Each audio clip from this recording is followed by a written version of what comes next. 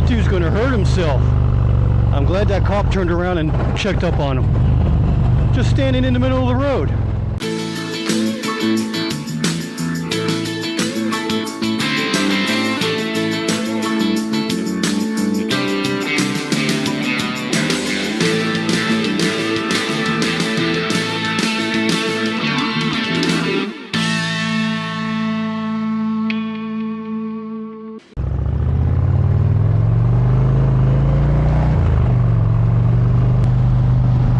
Today is Sunday, July 21st, whopping 103 degrees. I'm doing a video right now because it's going to be a while before I put up another one, because my next video is going to be about Sturgis, because I'm going to Sturgis this year. I've been riding for 5 years, and I've been wanting to go to Sturgis ever since I started riding. Another reason why I'm doing this video, just so I can have something up before the Sturgis video, is that I want to let you guys know, if you ever come to the Las Vegas area on your motorcycle and you want to go for a ride that's not the Strip, I'm going to tell you about my 5 top day rides outside of Vegas. Just so I can have like a little buffer between here and now and my Sturgis video. Well, about this ride, what we're going to do is we're going to meet up at Sin City here and leave about 9 o'clock. This is about 8:45 right now. We're going to leave at 9 o'clock and head out to Lovell National Park, which is right before you get to Perone. It's in between Vegas and Perone. A little road, a little bit off to the side there. What's happening, fellas? What's up, man? How's it going, brother? Good. How you doing, man? Good. We're going to leave the 1st and then stay in Evanston overnight, and then go the rest of the way to Sturgis and go to. We're staying in Spearfish. We got an Airbnb there, so. Hey, Jess. And now, hi.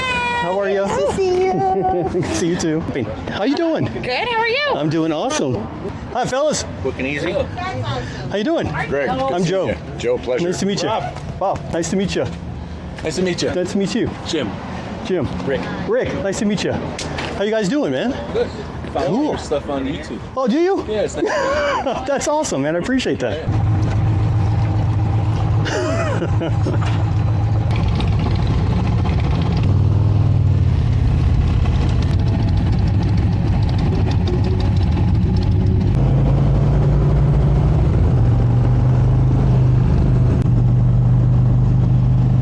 So now that we're on our way over to Lovell National Park, let's talk about my top 5 day rides outside of Vegas.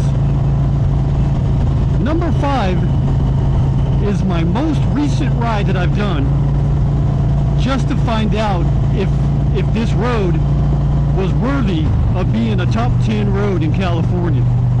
And let me tell you something, it lives up to the bill. I'm talking about the Westgard Pass that I just took a couple months ago, back the Westgard Pass to California. The reason why it's number 5, let me get this out the way right now, is because it takes 3 hours of 95 straight, nothing going on, until you take that left onto Highway 266. It takes 3 hours to get there. If Westgard Pass was like an hour away, it would probably be number 1 or number 2 on this list. But because it takes so long to get there, is the reason why it's number 5. But the only reason why it's on my top 5 is because the payoff is epic. The road, once you get onto Highway 168, is absolutely gorgeous.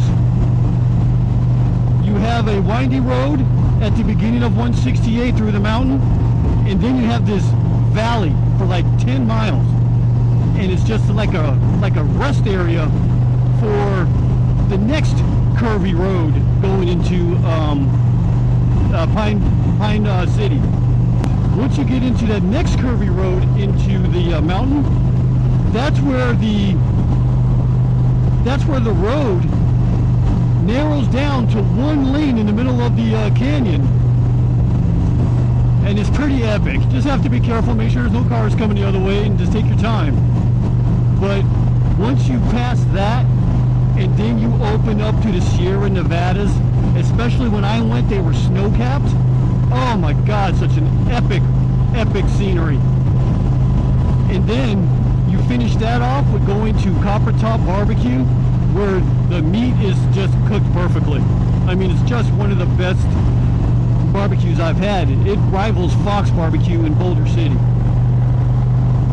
And it's just a fun ride. And another reason why it's on my top 5, you get to do it again on the way back home, that you can take twice in one ride. So Westgard Pass is number 5 for me. All right, my number 4 top day ride in Las Vegas, well, outside of Las Vegas, is Oatman. But that also includes going down to Topock, Arizona, because that's a great place to have a beer. Now, with going to Oatman, you have to stop at Kingman for breakfast, either at the Black Bear Diner, where Jack and I always stop at, or you could go to Mr. D's, which is an iconic Route 66 diner in Kingman. So either place is good to go. If you want the nostalgia, go to Mr. D's. If you want modern and you have a plethora of food to choose from, I love their grits, especially their loaded grits with bacon and cheese. Ah, don't get me started. Then go to Black Bear Diner. So once you have breakfast in Kingman, then you head go through Route 66, and you go through my favorite road outside of, well, the most technical, one of my top 2 favorite roads outside of Vegas is the Arizona Sidewinder. It's either 9 or 11 miles, but I know it has 191 turns, and you have to be very careful on that road. It's a fun road to ride if you like switchbacks, if you like tight turns, going to have to go in first and second gear most of the way. It's pretty technical, so just be careful when you get up there. But if you love roads like that, it's worth the ride to go out there. And then you have the old western town of Oatman, where the donkeys fled. It's an old western town, old gold mining or silver mining, I don't know which one. Go to the hotel where they have the bar and the dollars on the wall, very nostalgic. You can look around, souvenirs, t-shirts, everything you need. You can even get some fudge. They have a little candy store out there. You do duels in Oatman. They have like 2 shows a day that they do. And it's pretty fun. It's very interesting to go out there. So you can hang out there for a little bit. And then once you head there, then you can go to Topock. And in Topock, you're right on the Colorado River. And the road that goes out there is nice and windy. It's a 2-lane road in the middle of nowhere. And that's one of my favorite roads to be on. And there you can kick back at the Route 66 Bar and Grill and have a beer and just relax. Right on the Colorado River, it's epic. And then you head home from there. That ride will take you about 8 hours to do all together. Leave at 7, come home around 3 or 4 o'clock. And it's a great ride. It's number 4 because for me, the ride doesn't really start to begin until after you eat breakfast in Kingman. And then the ride begins from there. And then there's a long ride on the way back. But once you're there, it's well worth, just like Westgard Pass, it's well worth it. If you like Route 66, the history of the road, the unique town of Oatman, and chilling on the Colorado River, it's a nice ride.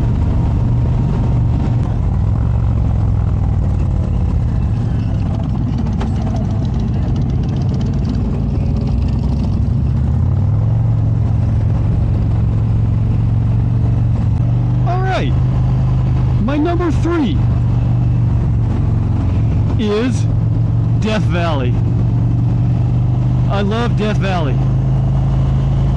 My wife, Danielle, does not like Death Valley as much as I do, but I think Death Valley is an epic trip. And the reason why it's number 3 is because Death Valley encompasses one of the greatest national parks in North America. The grandeur of it all, and the road just goes on forever with the views. If you like desert landscape and mountainous terrain like I do, because I grew up here in Vegas, so it's what I know.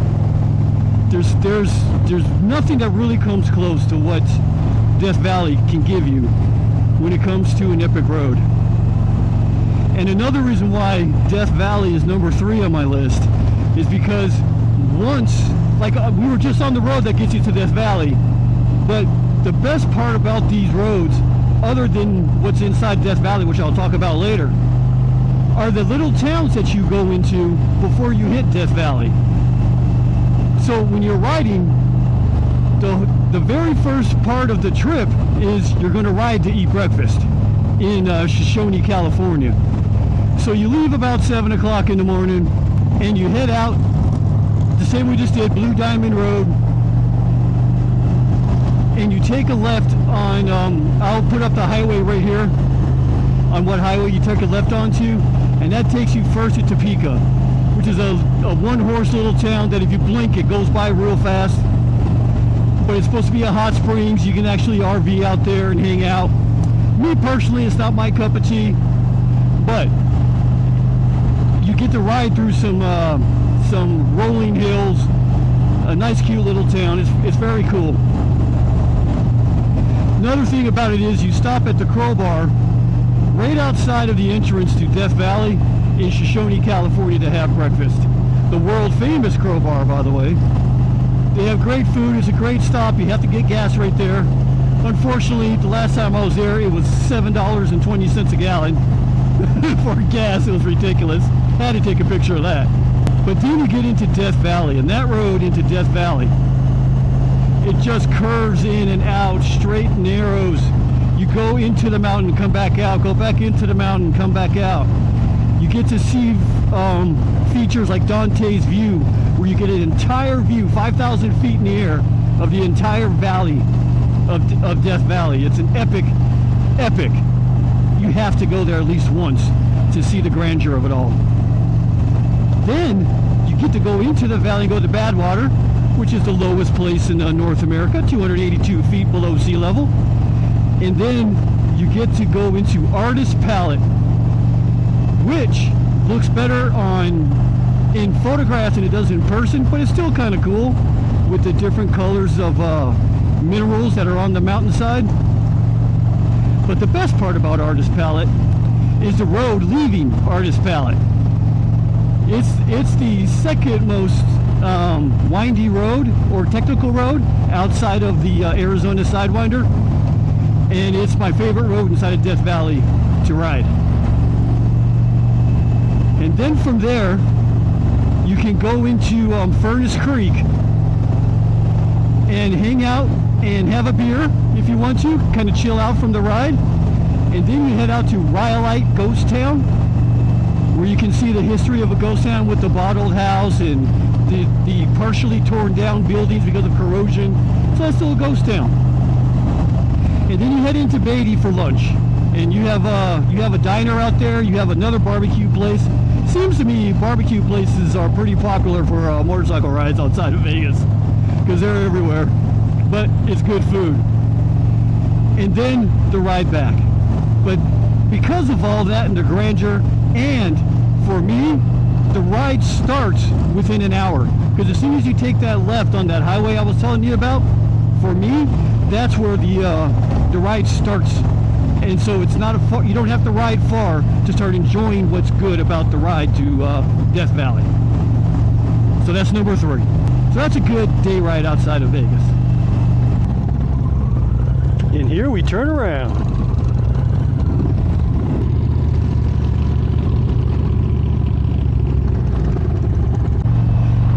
Okay, we're heading out of Lavelle Canyon now, Lavelle Canyon. So now's a good time to tell you about my number 2 top day ride outside of Vegas. Now this was a tough decision between 1 and 2, but number 2 is going to be the Overton Valley of Fire ride. Now this ride was very close to being my number 1. how you start this ride off is you end up in Boulder City and you go to this charming little cafe for breakfast to start your day. Then you go down through Boulder City to the entrance to Lake Mead and you hit North Shore Road. And North Shore Road hugs Lake Mead, is a winding road up and down hills, different variations of altitude. Well, not really altitude, but just up, you know, up and down hills. And you ride through there, and for me, the ride starts right at the entrance of Lake Mead. So you can actually start this day ride within an hour. The best part about the Overton ride is the North Shore Road going to Overton. I gotta tell you, it is the funnest road to ride. Out, it's not even close how fun this road is. It winds, and rarely do you get a straight road long enough for it to matter, maybe 3 or 4 times. For 40 miles, it's nothing but swooping turns. In the middle of it, there's a little rest stop where you can hang out, take pictures. It's Red Rock right there too, if you want to. But the whole idea about North Shore Road is to ride that bad boy as fast as you're able to, because that's where the fun is. The turns are not sharp. You maybe have 2 or 3 turns where you have to go 50 miles an hour to do them. But outside of that, you are hammering it as fast as you can, and you feel those G-forces on you. It is an epic road. And then after you do that, after you ride this mind-numbing road, you end up in Overton where you can have lunch at Chris Angel's Diner. Food's decent, but it's a good little stop to reminisce about the road you just took and eat some food. Cool down with some drinks. And then once you finish lunch at Chris Angel's Diner in Overton, you head back and you take the back entrance into the Valley of Fire, which is the most scenic national park we have in the Vegas area. And I'm sure you guys seen pictures of the Valley of Fire. I don't even have to explain it to you. It's absolutely gorgeous, and it's fun to ride through. And then when you get out of the Valley of Fire, head into Moapa, gas up, and head home. This is an epic ride. You're probably done in 7 hours. And it's a great, number 2, it's a great day ride. I gotta be honest with you, it's the day ride I do the most. That's how much fun that road is. And the reason why I do it the most is because it's the closest that you can start your actual ride, where you start enjoying what it's all about. Once you head into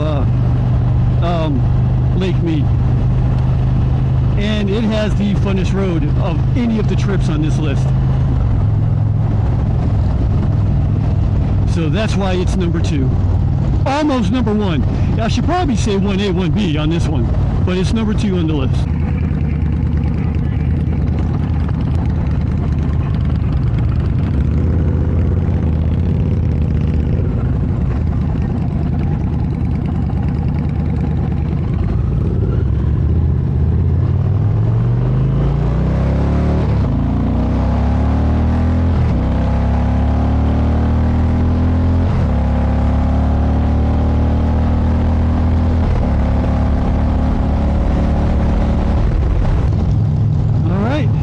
Back into town. Time for my number 1 top 5 day rides outside of Vegas. And number 1 is Zion. Yes, sir, Zion. And the reason why is pretty much self-explanatory. There is no other national park around the Vegas area within a couple hours that has the scenic wonder of Zion National Park. And what makes the trip even better is the Highway 7 to 43, taking the south entrance to get into the back entrance of Zion, down through Mount Carmel or Mount Junction, to go to the Thunderbird for breakfast or lunch or brunch, whatever time we get there. It is the ride on Highway 7 to 43, because 7 turns into 43, is one of those 2-lane roads in the middle of nowhere that is just so scenic and beautiful that it just awes me every time I go through there. And I have such a great time riding that road. The pink sand of the pink coral sand dunes that we ride by, which you could stop there if you wanted to and rent an ATV and ride the sand dunes. But it's really about the ride through that road. The color of the rock, color of the sand, juxtaposed against the color of the greenery. It's such a beautiful ride. And then, of course, after you have breakfast at the Thunderbird, you go into the back gate of Zion and you experience the National Park of Zion, which, like I said, is second to none around the Las Vegas area. Now that ride will take also 8 to 9 hours, especially if you want to stop and take pictures. Stop at the town right outside of Zion after you go through the front gate and get some souvenirs. Just take in what Zion has to offer. It's number one, even though it does take a couple hours to get there, because of the payoff, because of the Highway 7 and 43, because of the pink coral sand dunes, because of having breakfast at Thunderbird, Zion itself. It's just an epic ride, and you can do it in a day from Las Vegas. So that was my top 5 list, and like I said, I'm making this video now because I want to have something between the last one at Westgard, my last video, the Westgard Pass, and my next video is going to be Sturgis. I wanted something in between so there wasn't such a big gap.